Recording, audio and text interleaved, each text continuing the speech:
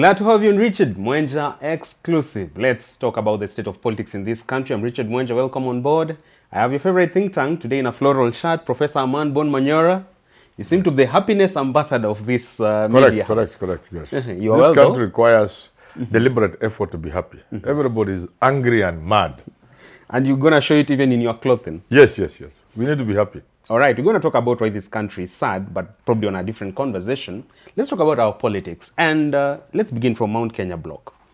Now, Gachagua has this block, which is passing across as the People's Loyal Opposition block. And many are questioning why Uhuru Kenyatta, our former president, is yet to officially, or at least endorse, this opposition bloc from Rigathi's side. And I want to understand, Prof, do you consider that to be mute of malice from the side of Uhuru Kenyatta? You know, I keep telling people, Uhuru is a former president. Uhuru is respected across Africa and across the world. He must be very careful with anything he does. He can't just go on a rooftop and dive straight into politics of Kenya. He can't go to Kamkuja and address a public rally. He's a statesman. He's still being invited in very serious forums, you know that, giving very serious international assignments. So he has to be careful. He can't just say, oh, I support Gachagua. Oh, we in the mountain, we support Ruto, irrespective of... No, he can't do that. Please, give him a break. We need to give him a break? Yes. So then again, Prof, there are those who believe that much as Gachagua-led opposition bloc says they're going to herald new fortunes for Kenyans, most believe that their campaign is still anchored on the ethnic card. The ethnic card is what's the face of their campaign. Do you believe that's the sharpest knife in the cutlery of the opposition bloc? And is it going to win at the end of the day? You see, this is Kenya. Whether we like it or not, we only have one demography when it comes to vote. Which is? Which is tribe and region. They're just the same. I mean, just one. Do you have any other demographics in this country so far? No. See, in America, you appeal to the evangelical, is a demographic on its own. Black versus white, Latinos, educated male, white, blue collar, male, white. You know, you segments are there. And each of them, you have to approach it with a certain message to win them. In this country, we still organize around tribe and region. So there's nothing wrong with the Mount Kenya bloc. Trying to make sure, one, the region is united. And they are making the Ruto issue the rallying point of that organization. That how has Ruto treated us as a community? So that anger then unites them. And the next phase is to channel that anger, the votes from Mount Kenya, into a direction that can remove Ruto from power. That is Kenya. You can't do it any other way. Prof, Gen Z went to the streets and they said we want to be actively part of Kenya's politics, but we want to anchor our politics on ideology, certain beliefs for change.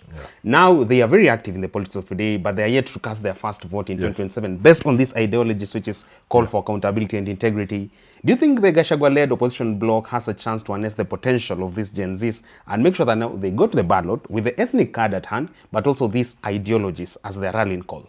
Yeah, in fact, the first demography, the first group of Kenyans that can organize outside tribe, so that we now have two. We have the normal tribe, but we also have Gen Z. So the challenge to Gachagua and the rest is how to reach out to the Gen Zs and make them part and parcel of their mission to remove Ruto. Of their mission to change this country. The Gen Zs, if you do not involve the Gen Zs, you won't go far, for many reasons. And involving the Gen Zs is not just talking. It is thinking. And this election, there are two things about this election. This election is about narratives. Narratives out here? Much more than it was in 2022. It is narratives that made Ruto reach where he reached. Hustler the hustler narrative. The dynasty versus hustlers. The bottom up. It was that narrative that propelled Ruto from a nobody to where he became. Now he's a president. It's going to be worse than that. It's going to be more than that. It's going to be big. Unless you are big on narratives, you will not get anywhere near the 2027 election. So for Gen Z, it should go beyond Ruto must go chance. Yes. The second thing, and which now is new and coming for the first time, this election must be about thinking. Bigger thinking? When you sit down, you must figure out on almost about everything that this election is like a war, and the war is a science. There is a lot of thinking that goes into war. Beyond mobilizing the tanks and other things, there is thinking. So the side that employs thinking, whether it's the Ruto side or the Gachagua side, is the side that will win. I'll give you an example. Sure. Do you think you will mobilize the leaderless, tribeless, and whatless, landless Gen Zs very easily? First, to mobilize them to be part of this election for the first time. To make people of that age participate in elections for the first time. You think it will be easy? A lot of thinking will go into that. Secondly, to mobilize them into supporting your cause and voting for your candidate. You think it's a walk in the park? You think it can be done the way we do in normal elections? People will sit down and figure out. The examples I'll always give of, you take me to Mombasa, somewhere or North Coast or South Coast or Maldives for 2 weeks. Na kinyasa, na t-shirt, hakuna mata, naweka miguu kwa maji. Sand is passing through the toes. And I'm thinking, this election is about thinking. Strategies. Yes, if you don't think. That's why I have availed Herman Analytica for these politicians to come. We help them to think and to strategize. Herman Analytica will tell them it's not just about press releases. No. For Kalonzo, Musyoka, or Gachagua. That can be done by any idiot. It's about, I've given you just one challenge. Sit down with Musyoka. He should come here on our show. Ask him, how do you intend to bring Gen Zs on board? Ask each one of them. By the time you have done with 5 of them, then you realize they have to come to me, because I'll tell them how. I have the answers. How would you involve Gen Zs until they are part of the campaign? And not about if Ruto knows he will not get them, he can disrupt them. Just disrupt them. Divide and conquer and all. Yeah, he just disrupt them. Make them excited with resources and all manner of useless meetings and things. They don't support you, but you engage them. They think it's fun. They think it's good getting money from you, but you are disrupting them. That's thinking. Ruto will think. This other side must think. How do you get the Gen Z? Because with the Gen Z on your side, there's no election. Which election are we talking about? A landslide victory early in the morning? It's not landslide. There's no election. If you mobilize the Gen Z into being part and parcel of the 2027 election, and they're on your side, if you are Gachagua and Kalonzo, even Ruto is not a fool. He will not waste his time. There will be no election. I give in. You can't. How would you? The numbers, first of all.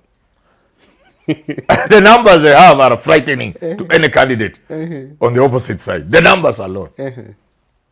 Numbers alone. Yes. The numbers alone. They are frightening. Number 2, the energy, the vigor. It is youth who always introduce change in any revolution in any country. There has never been a revolution where youth were not involved. Where Manyora is the... University students, because if you involve Gen Z, it means that campuses will be on fire. University students will be on fire. They will be fired. They will go back to the villages and mobilize everybody. Moment of change. And they have the numbers. So how will you fight against Gen Z? But more lethal when it comes to Gen Z is the fact that nobody can steal an election where they are involved. They are the ones who can steal, not you. Not your agents on the ground? No, they are the ones who will steal the election if they want, not you. You don't have the capacity to steal an election where they are involved. It is them who can steal it. At a command center. Which no parallel planning. You can't with Gen Zs. Yeah. They will broadcast to the whole world what is happening in Bombay polling station from the time it opens to the close. Hakuna Venezuelans? No. How will you do it? They will tell us Lombei polling station has just opened. 10 guys have walked in. All the women, they are being taken there by mobilizers. By 10 o'clock, now 80 people have voted in Lombei polling station. By noon, close of polling station, 190 people have voted in Lombei Primary School. Poor turnout. Out of the 400, 500, only 190 have voted, and it is closed. We are kuiba utaongezea wapi? Agents which will you? And then, at the time of voting, rather counting, vote counting, because the law says it must be done in public. The same law says you must post the results on a notice board or the nearest visible thing in that polling station. Is that right? That's the law. Sure, yeah. They will ensure it is posted. And the moment it is being posted, not only are they taking a photograph of the image of the posting, it is going to a central place and in real time adjusting the national tally. So when they get Lombei, Kalonzo Musyoka has 150 out of 190. It is adding to Kalonzo's national tally as at that time. And at some point they call the election. They say Kalonzo has won. Done and dusted. Because now, even if all the remaining votes were taken by Ruto, he will not beat Kalonzo. You will not beat Gen Zs. It's a waste of time. They have the number. They have the organizational capacity out of this world. They know how to mobilize. They will watch over they'll guard their votes. Forget about agents. They will be better than agents. And therefore, you won't steal their election. Not even weaponizing the elections. Police officers there in armed to the tooth. They will be wasting their time, not with Gen Zs. And more lethal is the fact that even what I said was lethal was not lethal. The most lethal is you attempt stealing and see. Kama Kenya itakalika. Huwezi kaa. Unasalimiwa hapo hapo. Kenya haitakalika. So, this election is about narratives. It is through those narratives that you'll be able to spread the message of change and hope and what have you. Or of continuity if you're on the Ruto side. This election is about thinking. You have to figure out how to neutralize Gen Zs if you are Ruto. So a lot of thinking should come from the Ruto camp of how to neutralize Gen Zs because they cannot support Ruto. So you neutralize them because you know they will not support you. That calls for a lot of thinking. On the side of Gachagua, you have to figure out through thinking how to activate the Gen Z revolution.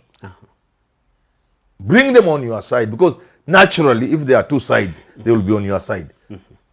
And how to make them part and parcel of the election and mobilize them into all the process of election from IDs, taking voter registration, actual voting, and guarding the vote. That calls for a lot of thinking. Prof, we're talking about the Gen Z, and this is the same load that is coming off as a desperate load, all thanks to the unemployment in Kenya, high cost of living. They are educated, but they have no jobs. Sort of desperation, shackled on that desperation. Do you think people like Ruto can probably now use money to compromise the integrity of a democracy, whereby at the tail end, the Gen Z, because of the allure of money, they incline to Ruto's side and forget their ideologies? Those are not the people you can give money, then they vote for you. So Ruto cannot buy a significant number of Gen Zs to tilt the election in his favor. But I've said he can neutralize them. Okay. To his favor. Neutralize them. So that while they are not voting for him, they are also not voting for the other side. Yeah. So you remain with the traditional votes. And that he can manage. Well, there you have it from the think tank himself, Herman Manyora, talking about the state of our politics in this country and the place of the Gen Z in defining the political future and governance future of Kenya. We wait to see you on our next edition tomorrow evening with Kipruto Arap Kirwa and this weekend with Nerima Wako Ojiwa. Until next time, do enjoy the rest of your viewing.